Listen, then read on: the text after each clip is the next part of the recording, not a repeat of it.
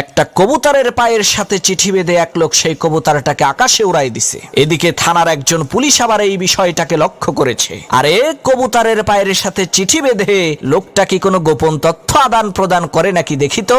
সেই পুলিশ গুলি করে সেই কবুতরটাকে আকাশ থেকে নামিয়ে কবুতরের পা থেকে চিঠিটা হাতে নিয়ে খুলে দেখে চিঠিতে লেখা আছে, আল্লাহ, আমি খুবই গরিব, অসহায়, ঋণে জর্জরিত একজন মানুষ।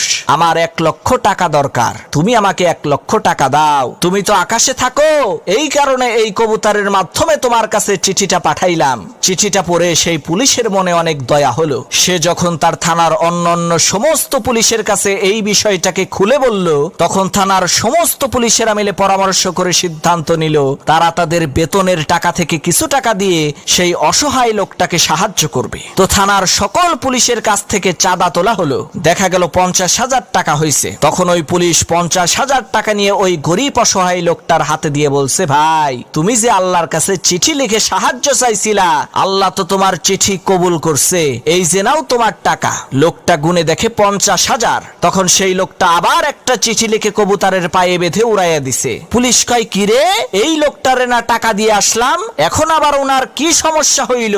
তখন সেই পুলিশ উড়ে যাওয়া ওই কবুতরটাকে গুলি করে নামিয়ে চিঠিটা খুলে দেখে তাতে লেখা আছে, আল্লাহ, তুমি টাকা দিছো ভালো কথা, কিন্তু তুমি পুলিশের হাত দিয়ে দিতে গেছো কেন? তুমি তো আমারে দিছিলা 1 লাখ টাকা।